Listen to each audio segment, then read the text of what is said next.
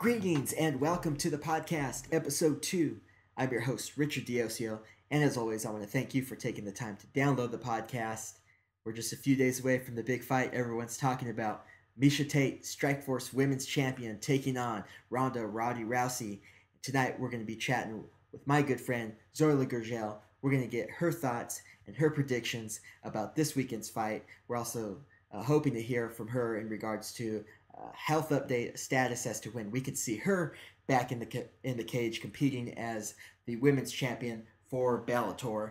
Let's see if we can get her on the line. In the meantime, hit me up on Twitter. You can follow me on Twitter, twitter.com/Richard Diosio. If you have any questions, thoughts, comments, or concerns, email me, richarddiosio@me.com. On the line, we finally tracked down Bellator Women's Champion, Zoila Gurgel. Zoila, are you there? Yes, I am. How are you? I'm doing well. Thanks for taking the time to chat with us. It's been almost a year since the last time we spoke. That was at your last fight for Bellator almost a year ago. Since then, you've acquired two major injuries, broken hand, I believe, and then a major reconstruction to the knee. How are you healing up? I'm healing up just fine, a lot better than I expected. The hand, I healed up pretty quickly. I ended up learning a lot of jiu-jitsu during that time. My hand was broken.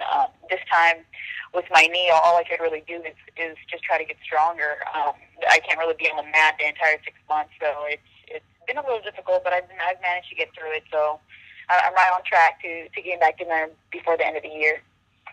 And before the end of the year, you'll be competing in the cage as Bellator's champion? Oh, yeah, definitely. Hopefully, more than likely, I'll probably be getting a fight at 25. If they have the tournament at 25 that they've been talking about having, hopefully I'll be able to jump into that if it's like the fourth quarter of the year. But I probably won't be ready to go until maybe like July or past July. So hopefully it starts around that time. If not, then I'm just hoping to get just a super fight anytime before the year's over.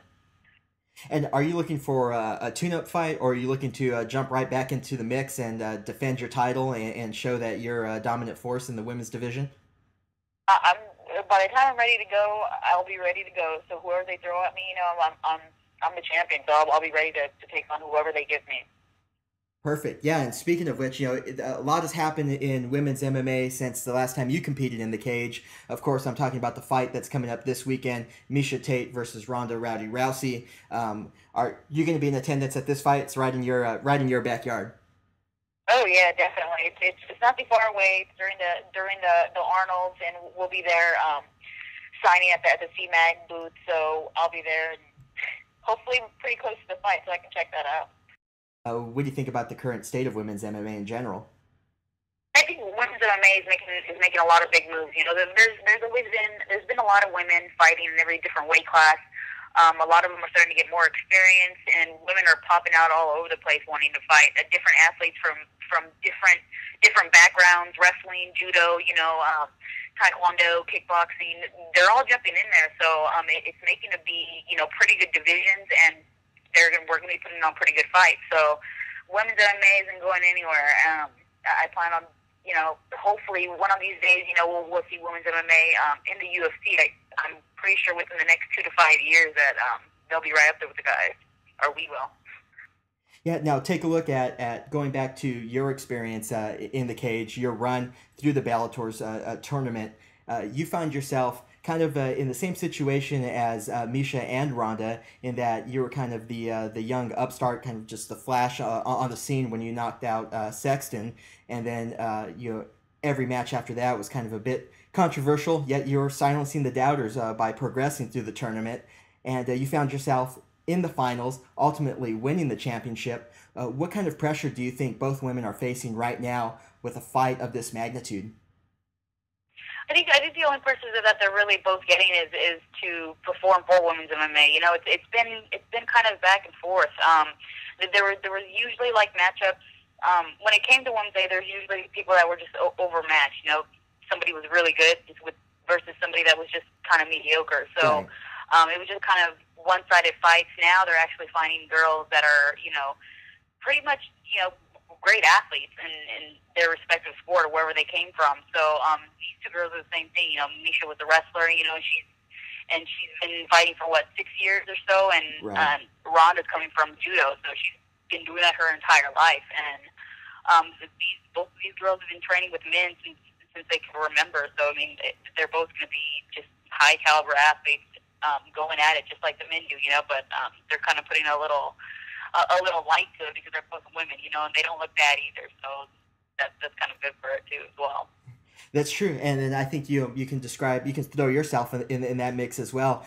Training with high level mixed martial artists on the men's side of it, and then of course there's the looks that go around that, and then of course you're wearing the hardware that complements your looks as well with the championship or world championship at that. Do you think women's MMA now, this type of attention, you're going to get the women kind of coming out of the woodwork? So those, Muay Thai specialists or those judo specialists like Ronda are now going to make the transition the way, like I said earlier, the way the U.S. men did from the wrestling background now coming into the cage. Oh yeah, for sure. I mean, there's a lot of women now coming from wrestling and judo and That's true. kickboxing. You know, there's not as much money as there is for men in MMA, but for women to make a career out of it, they can. You know, if they get to the top. And you know, in wrestling and kickboxing, there's not as much money as there is now in MMA for women. So it's the next step for them, just like it was for the men. You know, in wrestling to make a move to MMA to make more money. You know, or to do what they love to do. You know, so I think it's a great opportunity for the women from wherever they're coming from. Yeah. Now, yeah. Again, this fight is going to take center stage, and you definitely brought a lot of attention to the sport too, making your run through the Bellator tournament. Again, the kind of publicity out there. What do you think it needs to be, if anything, needs to be done more to bring women's MMA center stage? I think just to showcase more of the women's fights. Right now, there's like one or two fights, you know, in almost every show, and maybe not too much, but there's one or two fights in some of the shows. These bigger shows, you know, like Strikeforce, they're putting two fights together. Right. Bellator, they haven't been putting too many fights together, but it looks like they're going to be putting more fights together this year. But just as long as the bigger promotions do that more often and put great fighters together, you know, it's gonna draw more people to want to watch, you know, because these women are just like the men, you know, they can move as fast, they can be as strong, and they fight, you know, they go out there and they fight, finish the fight, you know, so just as long as we keep doing what we're doing, it's just bound to happen, you know, they're coming out with an all women's fight promotion, so Right. so that something like that's going to help too. There's just so much going on with women's MMA, and a lot of people want to see it. So it's moving along just the way that I see it should be. Good. Now, you're going to be there in person watching the fight. Do you have any predictions as an outcome? Who's going to walk away the champion? I don't really have too many predictions, but I mean, as far as who I want to win, I would like to see Misha Tate win. You know, I mean, I fought against her, and I've made pretty good times with her. And this Ronda Rousey, you know, she's pretty much come out of nowhere. You know, all the fights that she's had, she's finished them so fast. She's so explosive. She's so strong, and you know, even fighting bigger girls in her weight classes and in judo, she's just pretty much like destroyed people. And she's unpredictable too as well. She just does things from the top of her head and then just goes with it. But as far as experience in MMA, I would say Misha. And you can't ever count her out either. She's tough, you know. She was losing that fight against Marlos, and she came back out of nowhere. People were just like, "What the hell happened here?" And she won that fight. So I wouldn't count her out. But if the fight goes the distance, I would count on Misha to win. But if if Ronda gets a hold of her and she does what she does best, then it might end pretty soon. So we'll see. Yeah, well, everyone's talking about just that. If Misha can extend the fight beyond 30 to 45 seconds, and then on the other side, they're asking, or the questions are, of course, surrounding Ronda's judo game. If she can take it to the ground and secure that armbar, obviously it's going to be over. It kind of reminded me of your championship fight in Bellator. you crafted the perfect game plan. Everyone was kind of asking that same question: is that if it was going to go to the ground, ultimately you wouldn't last past the first round, and it never Yeah. did. You can utilize the Muay Thai and the boxing, and ultimately won that decision and walked out of the cage as the champion. Do you think similar strategy coming out of Tate's corner in trying to keep the fight standing, utilize some boxing, some movement to avoid the clinch and to avoid the takedown? Pretty much, but Misha does have some ground. You know Right. that's where she started with the whole wrestling and the ground game. So that fight's just going to be a little harder to call. When it came to me and Megumi, I was the bigger, stronger fighter. You know, so it was a little bit, and I had some wrestling defense. I drilled the hell out of that, and I stayed in my corner exactly where I wanted to be, so I could hear my corner. Their fight's going to be a little different. Misha, I don't think she's the bigger. I mean, Ronda's coming down from 45, so she's going to be the bigger, more than likely stronger fighter. And that was to my advantage. I was able to stay up on my feet because I was able to keep her away. But I don't know. We'll see when they lock up who's the stronger fighter and who's going to be able to put their will on the other person. So we'll see. Yeah, now the last time we had a fight of this magnitude in the women's division, Gina Carano versus Cyborg Santos, and that was an explosive fight. They kind of went toe to toe there for one round. Ultimately, Cyborg walked away with her hand raised. Here, do you think it's going to be that type of explosive fight, or do you think it's going to be kind of in the clinch, grinding? Misha working for her takedowns, and Ronda, of course, working for her armbar and her takedowns.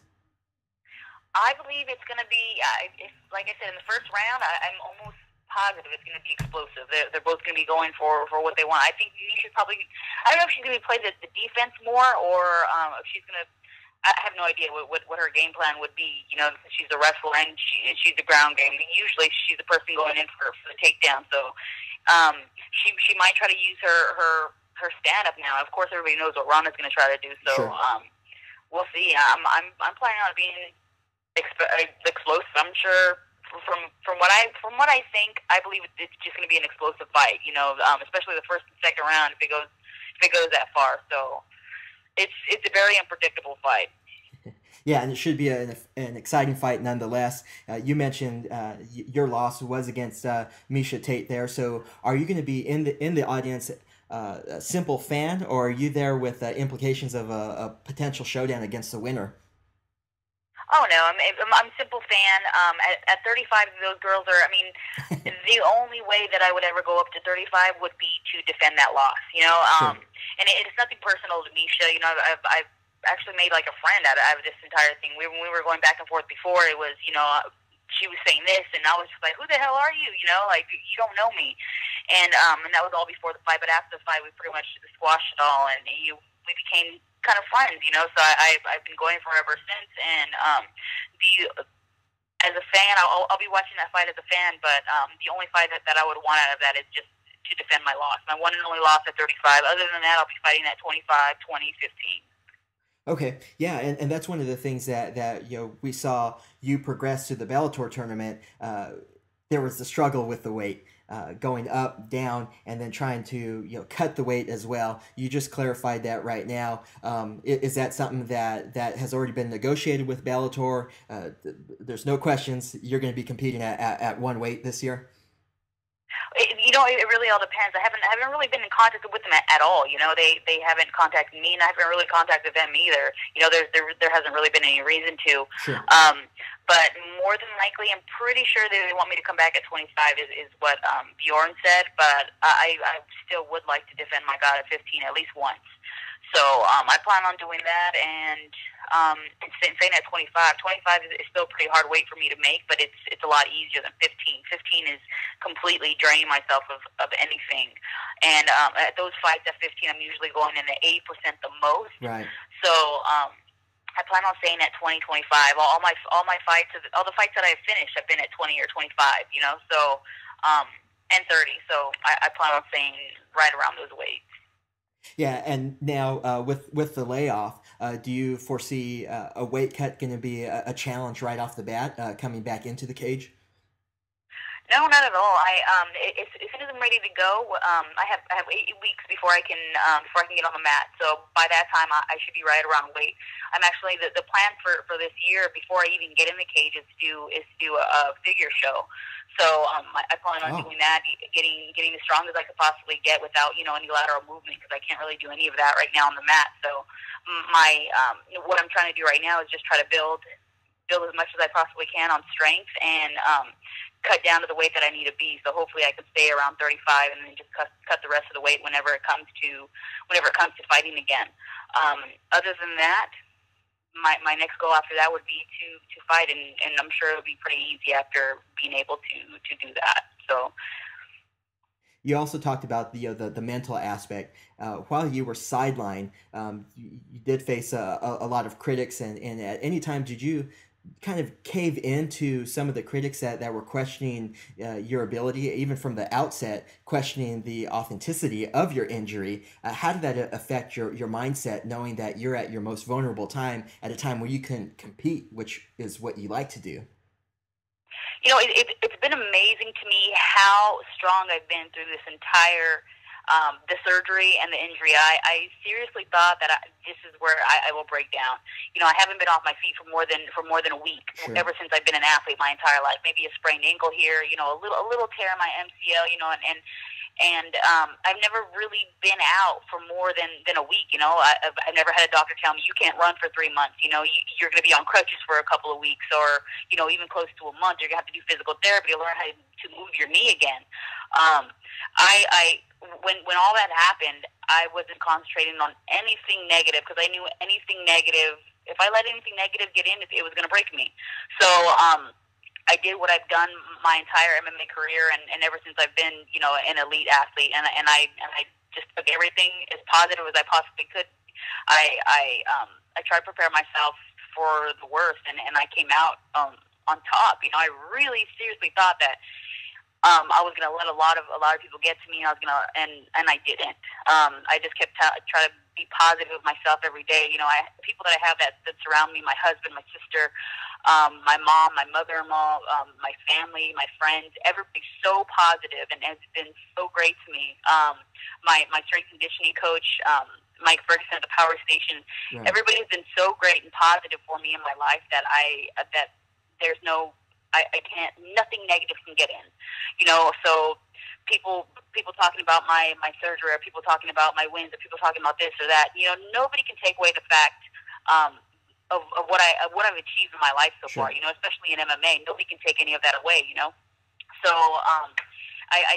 I kind of just like brush it all off. If somebody mentions something, it's just kind of like whatever. Like you're not where I am, so Right. you can't really say much to me. You're hiding behind a computer, because that's usually what people do. They're all hiding behind a computer. So if somebody were coming for me in my face, it'd be a different story. But Sure. nobody's going to do that, and if they do, it's probably not going to be pretty.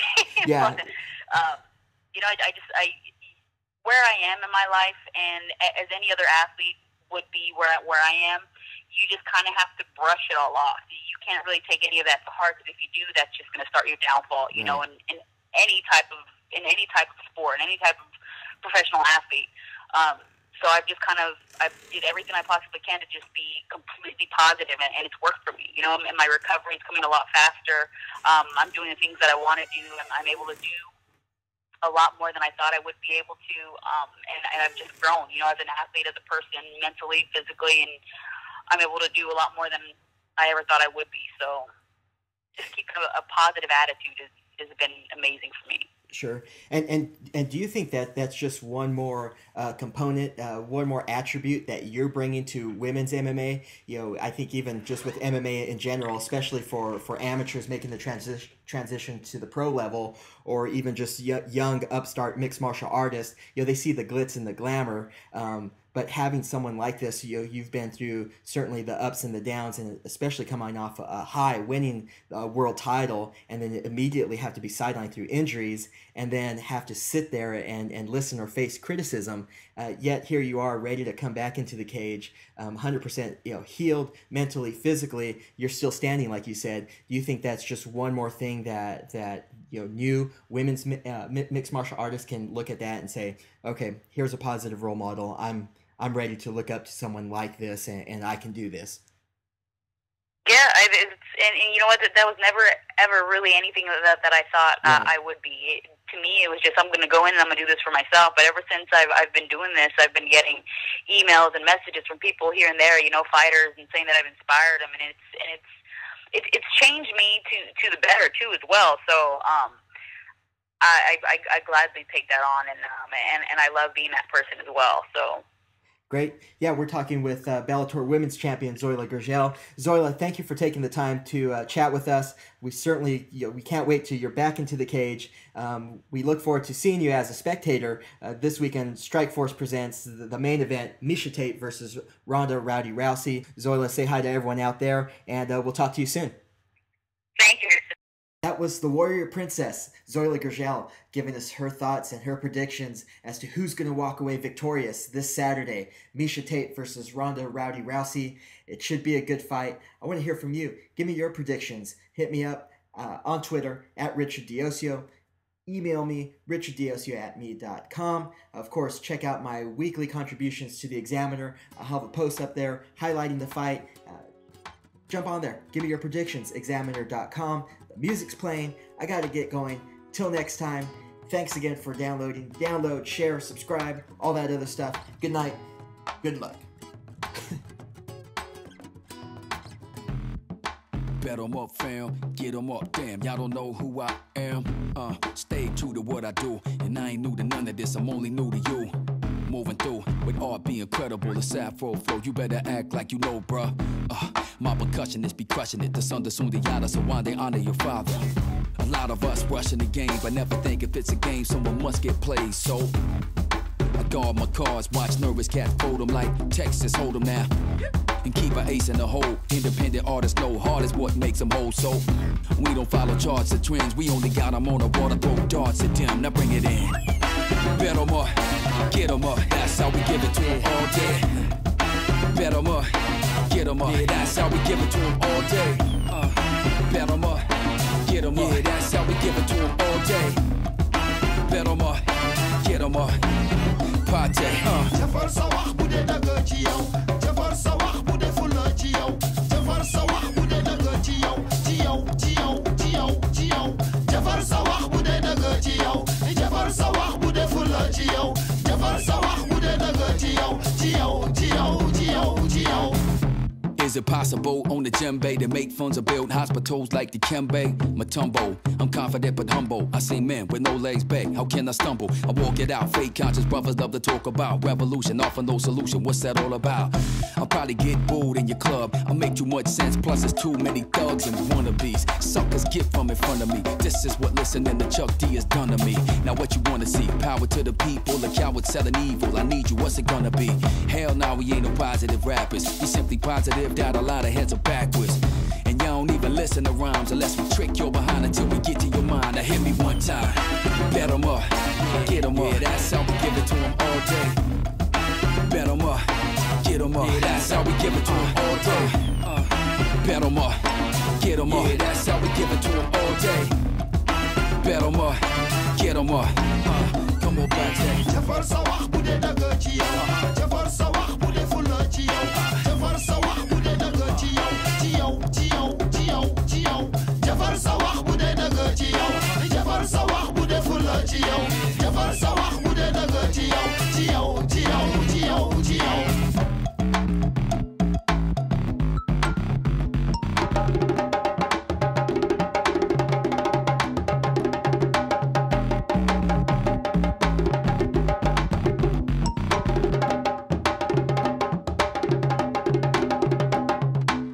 Aduna gi jarul ñaaw te ñoo booloo. Aduna gi jarul ñaaw kay leen ñu juboo. Aduna gi jarul xeex te ñoo booloo. Aduna gi jarul ñaaw kay leen ñu juboo. Jafar sa wax bu dee dëgg ci yow. Jafar sa wax bu dee fulla ci yow. Jafar sa wax bu dee dëgg ci yow. Ci yow, ci yow, ci yow, ci yow. Jafar sa wax bu dee dëgg ci yow. Jafar sa wax bu dee fulla ci yow.